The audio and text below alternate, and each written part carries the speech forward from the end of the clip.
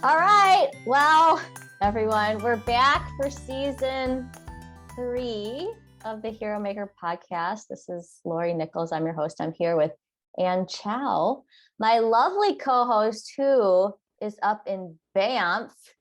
If you guys know anything about Banff up in Canada, it's one of the most beautiful places in the world, I think. And I've never been, and it's on my bucket list of things to do before I die. And it's Banff, and it's like winter. So what are you doing up in Banff right now as we enter 2022? Well, first of all, hi, Laurie. Hi, Ann. I've missed you. you. See you. So good to be back. Yeah. Yeah, I'm in Banff actually. We're recording this over the holidays in order to get ready. But so I'm here with a friend and in the Rocky Mountains in Canada and just loving it. I grew up in Calgary, which is about an hour away from the mountains. And so I've just absolutely missed them. And so every time I come to see my family, I run to the mountains to get my fix. It's really beautiful.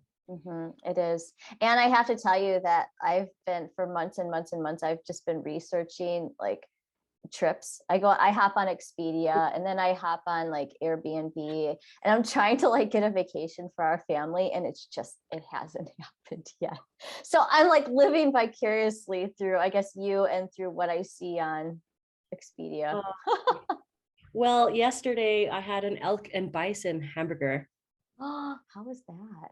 It was fine. It was kind of like a regular hamburger, but with game meat. Oh my goodness. Oh, I'm sorry to our vegetarian friends, I should say. Oh, sorry. Yeah, isn't that interesting? So Ann, I wish I was with you. You know, I'm down here in Chicago and things are good, but there's no snow yet. No snow. Okay.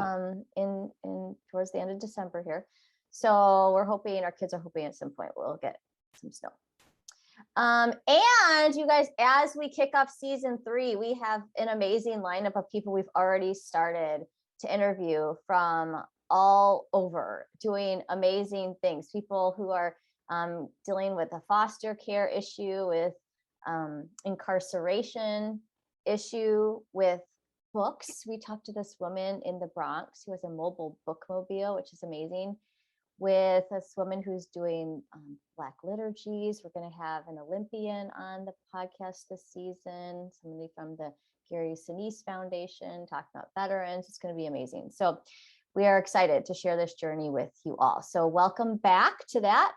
I want to start though, Ann, by telling everybody that I'm going to be hosting a writing retreat. Yay! Yeah. This is in May 2022, barring the world collapsing or anything major happening. It's going to be somewhere in the Midwest of the United States to make it easy, kind of a central point, somewhere that's not as expensive for people. But we're going to be getting a house in the middle of somewhere beautiful, and we're going to do some teaching on writing and helping people, kind of develop their voice, find their story, do a little bit of writing, give people some time to kind of reflect and get going on that, do some teaching, networking, develop friendships. One of the things I'm hoping, Ann, is that these will turn into long-term friendships, because I know a number of writers and others, but who have like these decades-long friendships that they have really like enriched their lives. And so that's what I'm hoping for this. So if you guys are interested in that, please message me, shoot me a message on Instagram and Facebook, or through our website, heromakersmovement.com. And I will keep you posted on that, but there will be more details to follow. And have you ever been to a retreat, like a writing retreat or a spiritual retreat or something like where you've just gotten away for 3 days, for a couple days? I have actually. I haven't been on a writing retreat. I think that would be absolutely brilliant. And I was thinking when you were describing it, you guys are going to be like the Inklings. We are going to be, and for those of you who don't know about the Inklings, this is a group of writers, which includes like C.S. Lewis and others, who met on a regular basis to encourage each other and to talk about, well, in their case, they're Christians, right? So they talked about culture and theology and all that literature and all that. That we're going to be like the new Inklings. Yeah. And also J.R.R. Tolkien, right? That's right. And Tolkien. You guys know about Lord of the Rings. Really important stuff there. Also George MacDonald and all these other people. So you guys I can just see it becoming a really awesome support network and get to know some amazing people and cheer each other on your writing. And just to let you know, Laurie is a professional writer. Like I write a lot. Yeah. She is the best and an amazing editor. So I think I would encourage you to go because you'll be in great hands. Yeah. Me personally, I've gone on a retreat of silence at one of the local, kind of like a convent. It was really, and I had a spiritual director who was a nun. Yeah. That was amazing. That is amazing. Really excellent for just assessing life and hearing from God, as well as kind of like, just intentionally slowing down, being quiet, and reflecting on life in general. Yeah. Really helpful. I think that's so great. Yeah. I couldn't take a retreat of silence. It wouldn't work. I talk too much. And okay. So what we're going to do, guys, is we just thought it'd be fun with episode 1 to talk about, because we haven't, talked to you guys in 6-7 months now. And so we just wanted to reflect on a few things from this past year that we have learned or observed or that have inspired us that, we think can be launching points as we enter 2022. And I already saw a meme about 2022. I saw 2 of them. One was, 2022, when you realize that it's 2022, when you pronounce it that way. I'm like, great. And then the other one was a funny one where it's like, okay, if we step really lightly into the year, maybe it won't know we're coming. So nothing will go wrong. I think that's a great way to enter the year, by the way, you guys. I think that we need to really believe. We need to keep hoping that this is going to be a great year, right? And it will. And that's what we're going to talk about here, is that even in the midst of this pandemic, which keeps dragging on, right? We try to recover and then we're set back, try to recover, set back. Even in the midst of that, a lot of political stuff, a lot of divisions going on, social media, the impact of social media. I don't know if you guys have felt that, but I have felt it. Just the increasing polarization that media causes and internal stress that it causes to us. And so at some point, maybe we need to be talking about doing an episode on that a little bit. And, but for now, okay, Ann, we'll kind of go back and forth, right? And I'm going to kick it off by one thing that I have, a story. It's actually a story of kindness that I heard. And it's about these retirees who showed their appreciation for these essential worker immigrants. And I'm going to read to you guys. I think this was from Forbes or something. Yeah, it was from Forbes. And here's a little blurb about it. In an example of civil society at work, the residents of Goodwin House, a long-term care facility in Northern Virginia, raised $40,000 and tutored immigrant workers from Cameroon, Haiti, Jamaica, and elsewhere to pass the naturalization test. The effort produced nearly 90 new American citizens among the immigrants. Round of applause. Round of applause. Okay. Seriously, I love this. And here's why I love it, Ann, is that it reminds me that, like, sometimes we think of people, and I am going to say this, I'm going to be really blunt, and I say, sometimes we think that, oh, if we go into long-term care facilities, that we're the ones doing the caring, right? And we forget that no, these are actually hero makers too, that are inside the walls of some of the places that we may think, oh, we can just minister to them. Not true. They also have a lot to offer.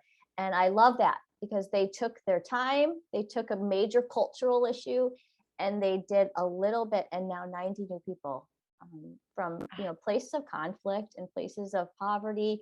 Now they have a new life in America. So that's the first thing that I observed from this past year, is the creativity that people of all diverse backgrounds and ages and genders and all those kind of things, just the creativity of kindness. And that's something I want to see pulled into the new year. Okay, Ann, your turn. Oh, I would just like thank you for sharing that story. And I think it's always a good reminder to just be kind to each other. Exactly. I have got to say that during the pandemic is when we started this podcast. And to be honest, it's been the injection of inspiration and joy that I needed personally. So thank you, Laurie, for creating this, and glad to be co-hosting with you. And I hope that it's the same for all of our listeners as well. Yeah. Um, yeah, it's been a really tough year. I think COVID has been obviously really hard on the entire world. And then also in North America, um, it's been particularly difficult for Asian people because of the rhetoric of being called the Kung flu virus, or, and then it just seems like the war on China, and then so there's been an increased uptick of violence towards Asian people, especially our elders, which in Asian cultures is incredibly difficult because we really respect our elders, and so to see them be violent, like I don't know if you heard about that guy. Was it in Chicago that was just shot about a week ago, Oh, 2 weeks ago? yeah. Mm-hmm. Whew, I think he was 71 or something like that, just going to go get a newspaper. And so stuff like that has just been an additional layer of pain, I think, for Asian people. And so then I actually created a cohort of Asian women across Canada, and invited them relationally to come together this last summer for 8 weeks. And we called the cohort Space for Us. Just intentionally creating space for us to connect, to grieve, lament, and to be supportive of each other and learn from each other. I wanted it to be like a circle, chairs in a circle format, so we could learn from each other and just check in, see how we're doing. And it was really powerful and awesome. Yeah. And then we actually became friends, and it's been fantastic. And then a bunch of us went out to one of the wine regions of Ontario to just meet each other in person, because we were Zooming. And we visited a cidery. Yeah. So all these lovely ciders, and the cidery owner, he showed us a video of how they harvest apples. Yeah. And I guess this machine goes down the row of trees, and to each tree, this machine has 2 arms, and it kind of gives the tree a hug. Yeah. And then shakes the tree incredibly, and then apples are flying everywhere. And we were shocked. We were like, whoa, what's going on? And then they just gather up the apples and keep going. And our question was, doesn't that just hurt the tree? Isn't that damaging the tree? And the owner said, actually, to the contrary, it actually is really helpful and strengthens the tree, because it loosens the dirt at the roots of the tree. And he's like, for a year of people walking between the trees or machines running around between the trees, the earth and the roots get really tamped down. So it actually aerates and brings oxygen and then water to the roots, and it's actually better for the tree. Yeah. So I think like, and then one of the ladies from the cohort who was with us turns to me and she said, it's kind of like what a year that you've been having, I'm like, oh, and that we've all been having. And I was so struck by that story when you told me it a couple weeks ago. And then I went and I looked online at a video of these machines that do this. And it is, you guys, if you look at a video, it is like the machine, it's like it wraps around the base of the tree, and then it just violently shakes as all these apples are falling off. I think that, and we've been living in such a relative time of peace for so long as like a global society. That's not to say everybody, but generally we have. And so this pandemic comes and we just don't, it's like we're being shaken. And remember my response to you is that, it's the fruit can fall. Like sometimes when we go through really hard times, we self-preserve, we go into this, which is important, right? We have to do that. But then as we're going through the shaking, there's also this, what kind of fruit, what kind of good stuff can fall off of us and encourage other people. And I think we're seeing that. We're seeing that in little ways now that people have had a bit of time to like adjust to our reality. What fruit can we offer the world? Like, I think there's a lot of like powerful lessons in that, but I love that imagery of like hugging and shaking really hard just to like, you know, and there's almost like this picture of like, wake up, like it's time to wake up and really live your life and kind of be, you know, the person you were made to be. And we had, you know, we talked to this woman, Laurie and Ann, who you guys will hear. We did an interview with her, and she had one of her mentors had shared this really amazing concept with her, which is basically, if you don't build your dream, then you're going to always be helping other people to build their dream. That's right. And that's really where we're at right now, is the kind of the creativity and the inspirational and the go get 'em. I think we're in this moment where like now is the time. And that's a consistent thing that I'm seeing people do, is to venture out a little bit into the unknown. And I had just heard this great quote today. I was listening to Simon Sinek's podcast. I don't know if you listened to him. It's called A Little Bit of Optimism. Guys, you need to listen to it. It's like 20 minutes, really good. And somebody he was interviewing said, what would you attempt to do if you knew that you could not fail? I thought that was really good, because I'm like, you know, if we were to assume we could succeed in something, like what things would we be trying right now, instead of assuming failure is too hard? Look at you, Ann. I mean, you brought together these women and made a space for them. Like literally, you made a space for them. And that was a little thing, but so powerful, right? That you did that. So, okay, I'm going to go into my next one, Ann. Sure. And this is just basic hero making, I think 101, which is caring for ourselves and having fun. So I am on this thing right now, Ann, where I'm trying to figure out how to do a Rubik's Cube. I've never been able to do a Rubik's Cube. So I found a video, and it's a 24-minute video that walks you through how to solve a Rubik's Cube. Wow. And the first time I got the bottom layer, and then I messed it up. And the second time I got up to the second layer, and then I messed it up.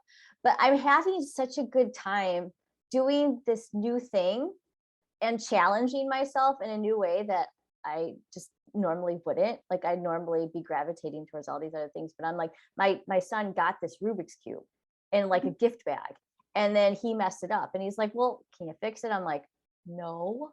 But then I thought, well, maybe I can. And and I'm having so much fun, Ann. And I think that there is this element heading into 2022 that we be kind, you know, we kind of step into the places that we need to step into, but there's also a self-caring aspect of hero making, that we need to be good to ourselves, because the past couple of years has shown that we're really lonely people. We're really lonely, and we're sad, and a lot of people struggle with depression and anxiety, and so caring for ourselves is really critical, finding space to do that. And how do you do that? How do you find time to care for yourself, and what does that look like for you? Oh, that's awesome. I do a little bit more self-care when I'm getting ready for bed and waking up in the morning, and I take a little bit more time and have I've gotten into the Korean skincare routine where there's like 10 steps. I'm not that extreme, but it What does takes that mean? Like is it different? like you just pack your skin with moisturizer, and it's different kinds of like serums and toners and Yeah. and it's quite luxurious. I feel like it's luxurious, but I feel like I'm treating myself and taking care of my body and paying attention. And I feel like this year has forced us to pay attention. Yeah. Hopefully, I hope that we can pay more attention to our bodies, and even to the people who are in pain, and try to alleviate. You know, when you were talking about the Rubik's Cube, So Laurie and I don't know if you know, are on the Enneagram. I'm a 6 and Laurie's a 7. Yep. And we are both in the head centers. We are. Mhm. And so we're in our heads like 24/7 all the time. And it's exhausting. My brain is It tired is. alive. Mhm. But I know that during those exercises where they try to get everybody to be more creative, they have people actually play with silly putty Mm. or play with Lego as they're trying to be creative to get us out of our minds and into something, even just with our hands. Or, so if you are somebody who likes to bake or Yeah. to knit or to paint, I feel like that's a really great way to get out of your head and express yourself. I want to just say, way to go, Laurie. Like tackling the Rubik's Cube, because I think it'll be really give your brain a chance to strengthen the other side and more creative side of your brain. Yeah. Okay, so we're gonna do creative, nice things for ourselves. And just really quickly, can I share with you? I saw this research that was done. It was a partnership of Minted, and something else. But the research had shown that 70% of people this year at Christmas are more excited to give than to receive. Hey, 70%, which was like the highest that it's been. thank goodness. And I just thought, oh, like I think all of us are starting to see glimpses of something different, right? So caring for ourselves, caring for other people. Can I say too, okay, Anne, so here's my next thing, and then I'll let you do one more because I feel like I'm talking about, but Anne, Juneteenth here in the US became a national holiday this past year. Now, this cannot be understated how important this is. Yes, global vaccines. I think I read like 8 billion doses have been given so far. Huge number. Great. Love global vaccines. Let's talk about that all day long. I would be happy to. But let's also talk about Juneteenth and big systemic change that's happening, right? So there's like these big issues that sometimes we don't feel like we can tackle. We're too small. We're one person. It can never happen. We do have a long, long, long way to go in terms of equality, but we need to celebrate the fact that, each person speaking into this issue and us reflecting on history can make a difference. Like it can actually lead to big change that happens. There's big issues. There's immigration. There's all sorts of refugee issues right now. But this is one example of the masses coming together in voice and now honoring people who have not historically been honored. So I just celebrate that because I think we need to look back at the past year and say, you know what, all the chaos we've gone through, here in the US of, the racial tensions, et cetera, it's not for naught. Like we're actually getting somewhere. And so keep fighting. Like that's my word for that. And what does that look like for you? Or what does that look like in Canada right now? Oh, that is the best question, Laurie. Thanks. And as you're speaking, Canada was shaken like that tree to its core, to its roots this year, because earlier this year, there was discovered a mass grave at one of our residential schools, and there were 215 children that were not identified. And so they've now started to continue with all the other residential schools to try to find other children and other graves of children who never went home. And that rocked us to the core. I don't think we even celebrated Canada Day this year because it was too painful. We couldn't celebrate a country that has hidden or denied or discriminated against and created so much pain for generations and ignored for so long. We couldn't celebrate really. So Canada Day was actually just canceled this year. And so in response, we have now on September 30th, we had our first national holiday in Canada called the National Day of Truth and Reconciliation. So it's actually in honor of our Indigenous peoples in Canada. So I really hope that through COVID and because of what has been happening in Canada and also in the US, that we will correct and bring correction to the wrongs that we've done of ignoring and denying, Yeah. but actually now come back to listening and respecting and moving forward together as a country. Yeah. I think that's really powerful. And I think it's really powerful that these 215 children have now, their lives have been the seeds of national change. Super positive, it's a good reminder of how every life matters too, right? And okay, so as we head into 2022, what is your biggest hope for all of our listeners? Well, I have a quote that I wanted to share with everybody, but I honestly think I was kept thinking about that tree analogy of the apples, and you don't do it too early. You don't harvest your apples too early, and you don't wait until they're rotting on the tree. So it has to happen. You have to harvest the apples. You don't want them to just get rotten on the tree and then for the fruit to get wasted. So you have to wait for the right time. And I just think, please let 2022 be the time when really we start to see the fruit of all of the work that we've been doing, and that and paying attention and saying, okay, let's go. And for the shaking to be for a reason. So here's the quote that I really love that has inspired me for about 2 years now, a year and a half. Yeah. It's from Dr. Bertice Berry. And she says, to know your place, you have to create it. We're not done. We're not dead. We can create new spaces to exist in. Choose your place, choose it wisely, and make sure you find a space that makes this place a better one. And I absolutely love that quote because it just says to me, intentionality. We can't just passively expect good things to happen, but we have to actually intentionally plan to create space and make this place a better place. What about you, Laurie? I like that, Ann.